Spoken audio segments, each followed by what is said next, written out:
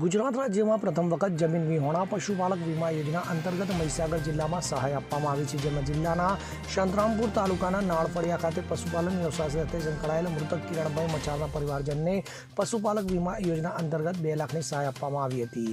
જિલ્લાના સંતરામપુર નાળફળિયા ખાતે વસવાટ કરતા જયંતિભાઈ મચાર જણાવે છે કે હું અને મારો પરિવાર વર્ષોથી પશુપાલન વ્યવસાય સાથે જોડાયેલા છે। પશુપાલન થકી હું મારા પરિવારનું ભરણ પોષણ કરું છું। તો એક દિવસ મારો પુત્ર કિરણભાઈ મચાર સાંજે દૂધની ડેરી દૂધ ભરવા ગયો હતો, જ્યાં તેનું અકસ્માત થયો। ત્યારબાદ તેને હોસ્પિટલમાં દાખલ કરાયો અને 2 દિવસ બાદ મારા પુત્રનું મૃત્યુ નિપજ્યું હતું। ત્યારબાદ મને આજુબાજુથી પશુપાલક અકસ્માત વીમા યોજનાની માહિતી મળતા પશુપાલન વિભાગની મુલાકાત લઈ વીમા યોજના વિશે માહિતી મેળવી અરજી કરી હતી। તો અરજી કર્યા બાદ 1 મહિનાની અંદર પશુપાલક અકસ્માત વીમા યોજના અંતર્ગત મારા ખાતામાં 2 લાખ રૂપિયા જમા થયા હતા, જેથી મને આ યોજના અંતર્ગત લાભ આપવા બદલ સરકારનો આભાર વ્યક્ત કરાયો હતો।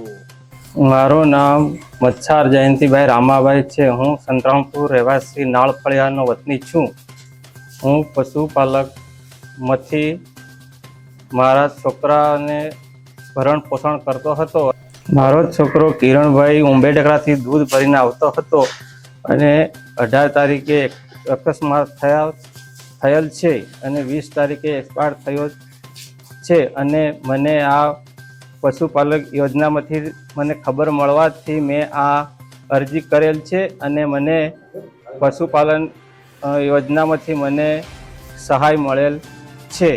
પશુપાલક અકસ્માત વીમામાંથી મને સહાય 1 મહિનાની અંદર મને મળેલ છે અને મને 2 લાખ રૂપિયા મારા ખાતામાં આ જમા થયા છે।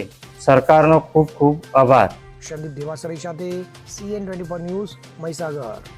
હવે જુઓ દેશ દુનિયાની તમામ ખબરો તમારી આંગળીના ટેરવે। ઉઠાવો મોબાઈલ અને ગૂગલ પ્લે સ્ટોર પરથી ડાઉનલોડ કરો અમારી CN24 ન્યૂઝ મોબાઈલ એપ।